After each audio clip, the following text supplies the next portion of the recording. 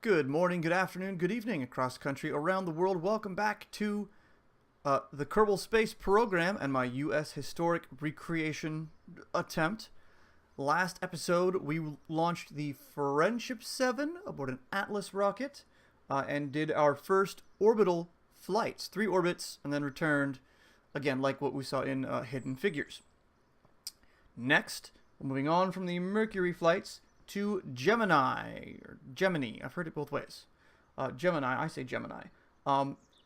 Gemini 3, 1 and 2 was test flight. 1 and 2 were test flights with no passengers, no pilots to test launching and the reentry heat shield and whatnot.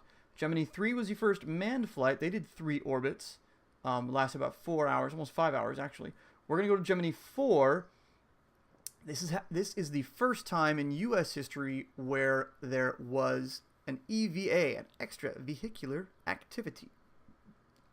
And we'll talk about that a little bit in the, when I show you these visuals. Here we have the patch for the flight featuring the names James A. McDivitt and Edward H. White II, perhaps. This is a picture of all the Gemini Titan II launches, G1, Gemini Titan through Gemini Titan 12. They're all there? Yeah, they're all there. Not all of them were manned. This is a picture I used extensively during building to see, okay, nozzles, tanks, nozzle, tanks, and then service module. This gave me an idea of the size of the rockets, and really the ones you see that I use here in a bit look like this, even have this big exhaust here. It's really what they're modeled after. This is a great shot. I use this again for ideas as to what the spacecraft should look like. You got the module, service module, and the retro thrusters just tucked in back to there. Again, another shot of this from the outside. You can see all the thruster nozzles on the outside. This is, of course, a CGI version of it, but still, it's illuminative. This is, I believe, a capsule that's been returned, possibly just wasn't used. But it shows you just how cramped it was in the Gemini capsule. I can't believe some of the guys spent that long in there. And here is an image of a Titan launch. I think it's, what I search is Gemini 4 launching into space. And here we are on the pad with my recreation of a Titan rocket. Actually, I think I got it decently close to what they had. The thrust to weights seem realistic. Yeah, this seems like something they would have done. Inside we've got Jebediah, a pilot, and Valentina, our other pilot, so this should get her leveled up to a 1-star pilot. Then we'll start trading them off with the engineer and scientist Bill and Bob, I believe. Yeah, here we are. We got the twin engines at the bottom. I forget what they are, but yeah, twin engines. I had to do a little more research advancement to get these, but these, I believe, these were added to be featured and look like the Titan rockets. The Titan rocket nozzles, I should say, rather. And I like the way it looks. It looks a lot like the diagram of the rocket. Reset camera. There we go. Then we got another big rocket in here. You can see it highlighted there. It should be good. It's a Cheetah. It should be good enough. I mean, it's got a pretty good thrust to weight, so it should be good enough to get us into orbit. We've got about 4,500 delta V. That's including the retro rockets. We don't want to count that actually. We have about 4,200. That should be plenty to get us into orbit, even if we do a not that clean flight. Historically, this was flown by McDivitt and White took the first Spacewalk 22-minute EVA exercise, and this flight lasted 4 days for them. We're not going to take 4 days. We're just going to do up an orbit, do an EVA, maybe a couple more orbits just for funsies, and then we'll bring it back home. I don't have any contracts to do a Spacewalk, so I actually have no contracts in my contract slot. We're just doing this because we can, and because that's how I want to progress the game. So here we go. We shall launch and hopefully get to orbit. O-T-S-A-S. And I haven't used these nozzles before. I hope they are gimbaling. I'm not entirely sure. We're going to find out in a few moments. If not, we'll go back and redesign with some fins. But looking at the Titan rocket, it didn't have any. Actually, you know what? Just, yep, I can see it. Just a little tap tap, and you can see the exhaust plume shoot to one side or the other. So that's good. Yep, and now we got a little wobbly. Eek. All right, we are at 1,000 meters. We're not going as fast. We're not accelerating as fast as I might like, but we've got another minute and 40 seconds of fuel in this lower stage. Okay, there's 100. So let's start tipping over. Whoa, whoa, whoa. Let's lock you prograde. So that way Jeb now is helping me pilot inside. He's going to keep it prograde, and I can just nudge it to drag prograde over a little bit. That makes life a bit easier instead of having to manually steer it like I did the last flight. But now that we got our gravity turn going, we should be able to just have nudged it over a little bit, and it'll slowly, the nose will slowly drop. Hopefully slowly. Hopefully not too quickly. This might be a little quick. We'll see. Still got another minute on this thruster. Yeah, that's a little, we're going down a little quick. Let's bump it back just a touch. Keep us going up. You don't want to go sideways too early. In this first flight, I'll go through, again, an orbital insertion. You know, take off to go into orbit, just to help show it off. As, you know, tutorial style, like I try to do sometimes. Otherwise, the other Gemini flights, which we will do a few of, we'll just show once they're, well, I'll do a time lapse and then show them in orbit and what they're going to do there. All right, we got about 30 seconds left in this stage. It's not going quite as powerfully as I had hoped, but I think we'll be okay. Eek.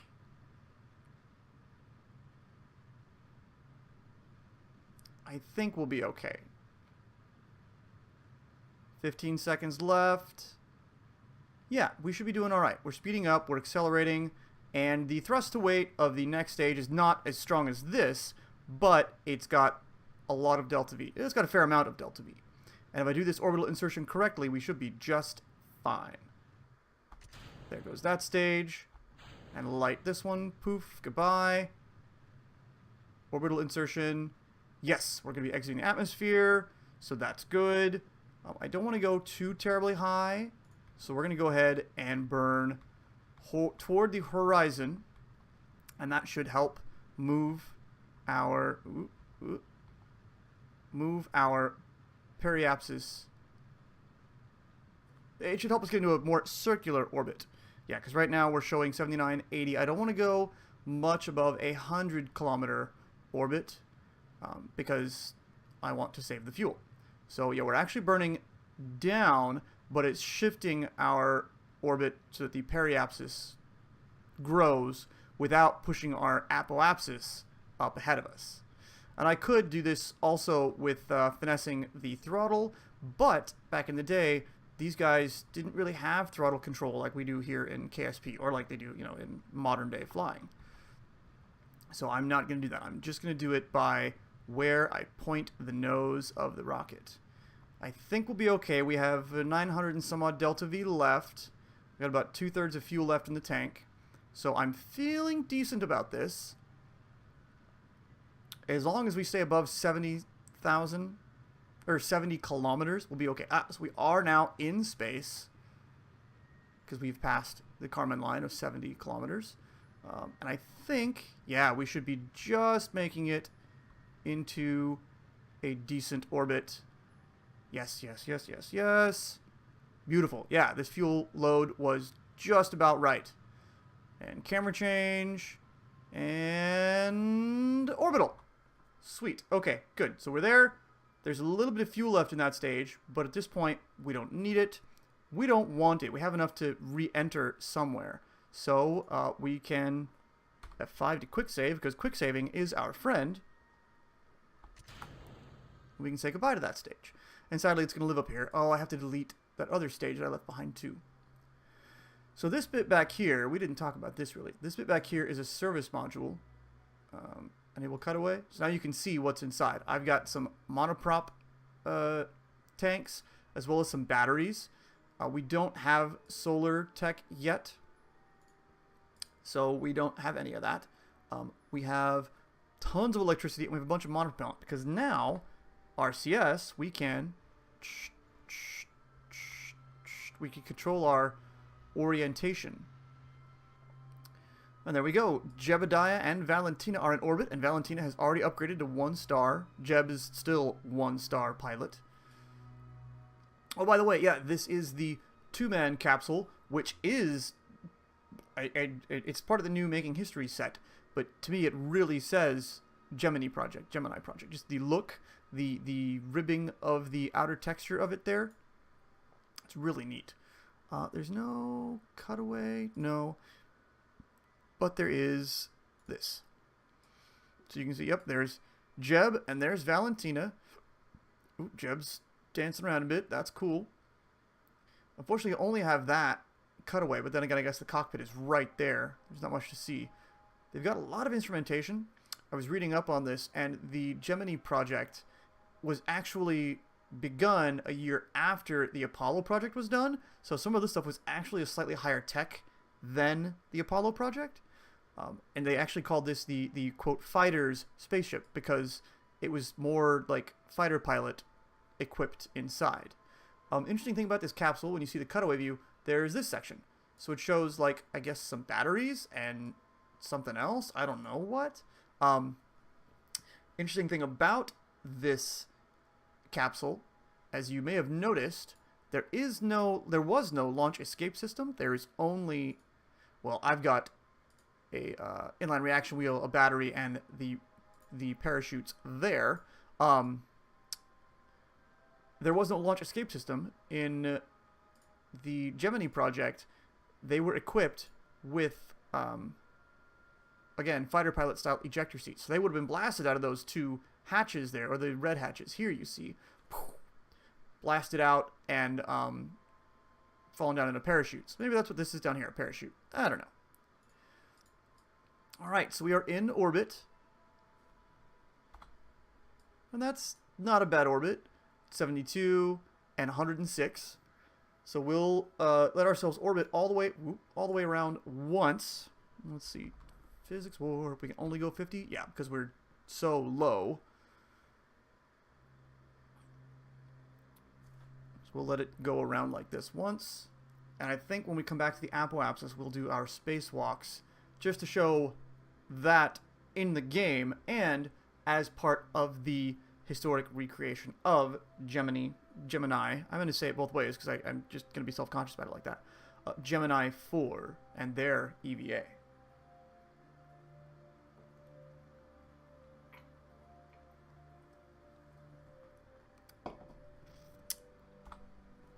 Right, we'll get over to the night side just because it's fun.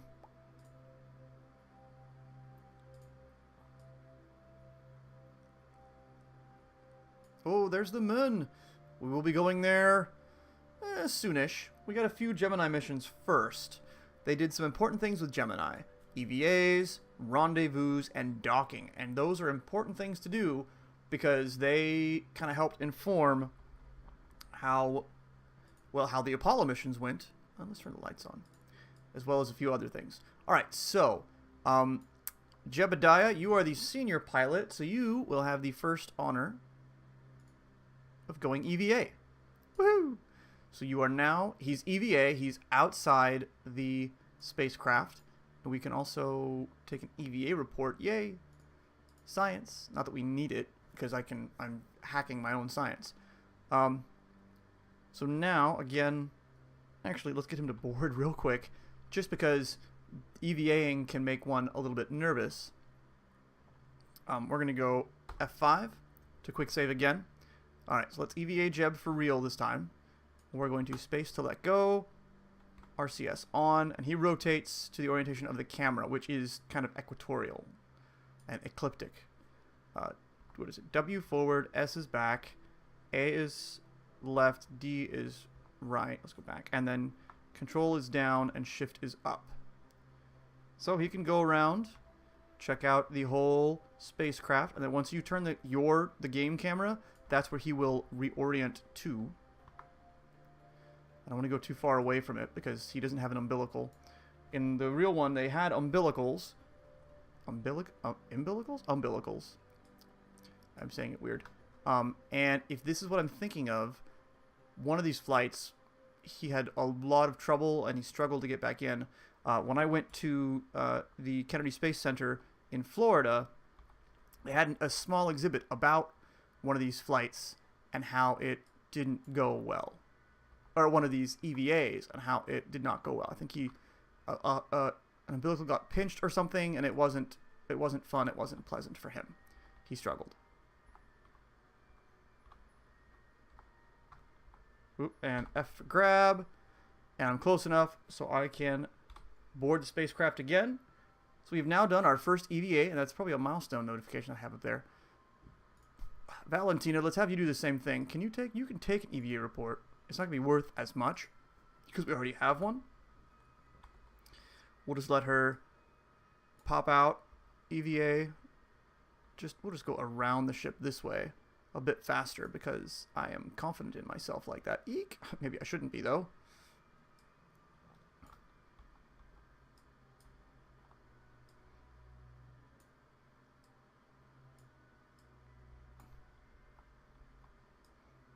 Yeah, I'm getting a little carried away.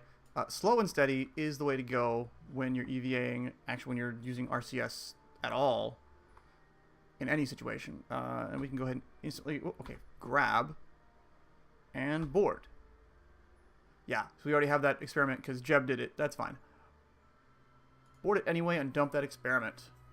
By the way, can we take a crew report? We can. It's not worth anything, though.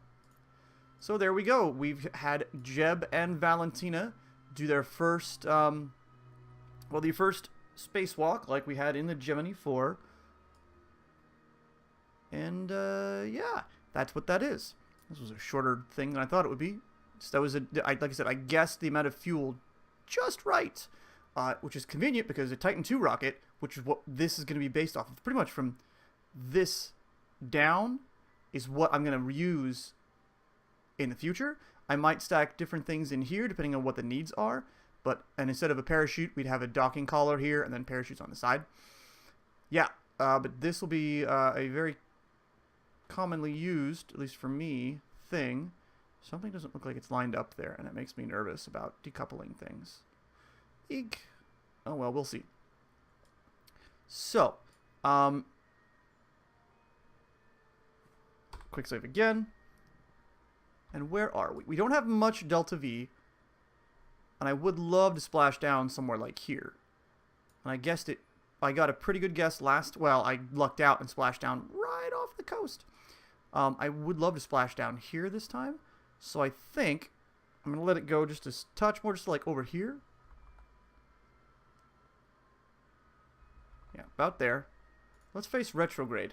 And right now, I don't have an exposed engine because I have this service module underneath. In theory, this would be inside a cowling, and these are mounted like almost directly onto the back of the heat shield. But I do have RCS. H thrusts forward. Oh yes, H is forward, N is backwards for translation controls, and then you have I, K, L, and J. And we'll get into using those a bit more when it comes to rendezvousing. But we can, yeah, by thrusting this way here, we're at our periapsis, so we're already going faster. We can drop our apoapsis with the monopropellant. And we have a fair amount of it, and we're not going to use it for anything else. But I loaded it like this because we're going to need monopropellant for future missions. When it comes to, how do I want to say this? Future missions, because of docking. Sorry, rendezvousing and docking. So there we are. We're just using monopropellant. We're dropping our periapsis fairly low. We're already past our apoapsis, so we're gonna be entering the atmosphere fairly soon. I'm gonna burn off all of the monopropellant just as kind of an experiment because I want to. I don't even need the retro rockets here. Oh, interesting. I wonder, does Does it, like, switch from tube to tube? No. Oh, well. Whoop. Cut away, go away. That should be, yeah, that should be sucking up all of that. Boop. So at this point, we should be able to decouple. It should decouple this. And it does. So we still have our retro rocket, which we could activate. But we are going to be coming down. Yeah, probably not here. It'll probably suck back toward the KSC, so that's actually really cool. And we're auto-saving because we're about to hit the atmosphere. But we can actually go ahead, and if this works correctly... Oh, that was that. Okay, and then got rid of all that. Beautiful! Now we just have this guy left. We've got it set to retrograde. Jeb should be able to hold that retrograde fairly well. Let's rotate this so that the cockpit is, like, up, because that just makes more sense to me. And so now we just wait for our slow descent back into the atmosphere. Oh, the desert. I do not like the desert. Don't need this. Don't really need this. We don't need anything. I need nothing. I've had bad luck with the desert. Like space planes and shuttles that ended up landing in the desert because I've misjudged things. The game crashes. There must be a space kraken that lives in these deserts. I am not their fan. They're not a fan of mine. Yeah, I don't like it. Bad things happen. But we are still going nearly horizontally, so that's a good thing. We're going to go ahead and physics warp until we get some heating effects. But yeah, we're going fairly horizontally, so we're just skimming through the atmosphere. We're speeding up a bit, but we're keeping this angle most of the way through, so it'll help us slow down because we're hitting the atmosphere this way as opposed to this way. So it gives us more atmosphere to go through instead of less. Alright, so we're still speeding up just a little bit, but we're past the desert. That's a good thing, because like I said, the desert is evil. Yeah, the desert does bad things. We might actually crash down instead of splash down. Really, really close to the KSC. Alright, so there it is. There's the heating effects. And there is our service module that's going bye-bye. Bye-bye. It's all blowing up on re-entry behind us. We are a bit more aerodynamic, so they're tumbling and falling behind. But here's our little bitty baby capsule with this giant plume. Like I said, I think it's the one plume that is the same size for everything. Our ablator is, look at that, it's barely anything. We still have tons of electrical charge too. Wow, I really overpacked the electrical charge, but I didn't know. And again, if we have to do longer term missions and rendezvous and things, and there's no solar power yet, we want more power stored in there so that we can use it. Oh, let's not hit the mountains too. I've had this before on like my second or third flight, kind of like this, where we come in and these mountains are kind of high.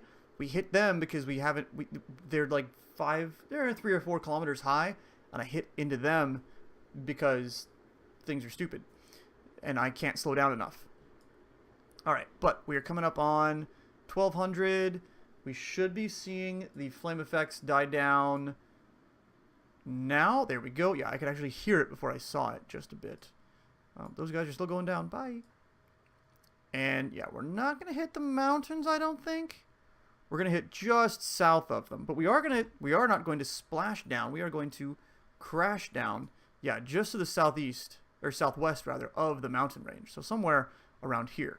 Oh, okay. There's no inhabitants out here. Ignore the cityscapes. Those aren't real. That's a mod. But we're coming down now. What are you set for? Let's go to 1500 just because it makes me feel better. Spread angle 9? I don't know what that does. But we'll keep falling down until we get to about, I like to go at about 10,000, although, do I have surface info? Altitude AS, okay, so it's not too far off.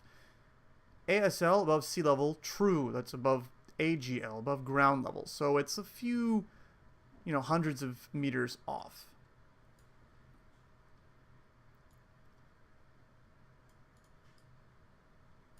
Alright, we've passed through 5,000. There we go. Parachute's out. It's slowing us down some more. Not insanely quickly, but it is slowing us down. And then it will deploy at 100 or 1,500 above ground level. There it goes. Slow us down. Slow us down. Come on, come on, come on, come on. There we go. Okay. That insane G-force where they would have just been crushed in their seats. But good thing Kerbals are a little more resilient than that. We're falling fairly quickly. Let's jettison this. And that'll help us fall a little bit slower. I believe these capsules are rated for something like 6 or 7 meters per second. I hope we're not going too fast for this. I hope I don't need to redesign this. Interesting, it keeps fluctuating a bit. Well, either way, they should be fine. They might be rated for like 12 meters per second. I think they're rated for something fairly abrupt and tough and rough. We should be okay. I don't need you. What is this? Yeah, stage destroyed. Wah. Okay, guys. Here comes the surface. Oh, wow, the sun is like straight down. Here's the surface. Please don't die.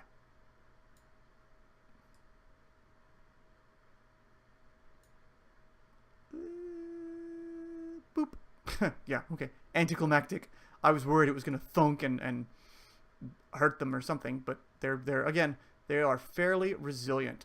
So there we are with Jeb and Valentina doing their first EVA and Spacewalk. Jeb, why don't you come out here? Can you take an EVA from here? You can. How funny is that? From the Kerbin's grasslands.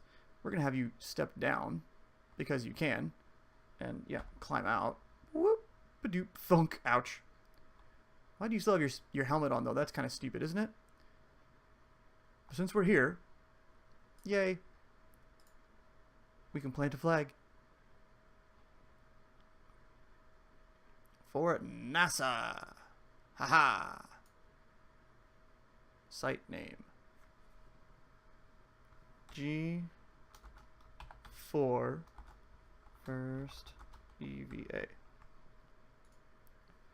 Jeb and Val forever. Okay, cool. Oh, you know what? You can also take a surface sample because, yep, looks like dirt. But it's also science. Alright, and now, can you get back on the thing? I think you can. It looks like it's kind of at ground level. Grab. Climb up. And board. So he's back inside with EVA report and a surface sample, which is great. Yay for science. And we can recover them and reap the rewards of the first EVA.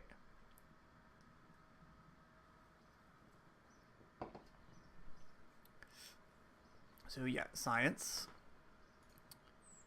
Stuff back, not much. And Valentina advanced level 1. He didn't gain anything new, so he didn't do anything new. Aside for really no XP, and EVA doesn't get you any XP? That's kind of lame. I thought it did. I guess not. Perhaps visiting another body, like the moon, is what'll do it. But from here, we'll take Bill and Bob and rotate them through with Jeb and Val to do other things. A few more EVAs. Let's see, Gemini 4. They did a bunch of orbits. Gemini 7. I'm sorry, Gemini 5, bunch of orbits. Gemini 7. 6 was scrubbed because its original docking target failed. Huh. So it looks like 6 failed somewhat, and 7 docked with 6.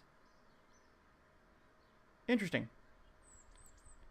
Well, I'll have to read through these, but we've got rendezvous, we've got dockings, and some other things to go through with Gemini.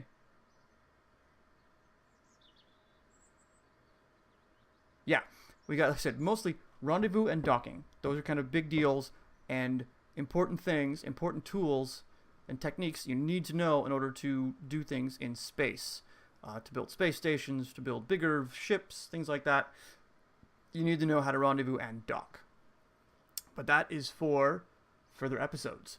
Thanks for watching. Thanks for hanging out. If you like, hit subscribe. Tell your friends, tell your neighbors, pass the word. I will catch you later.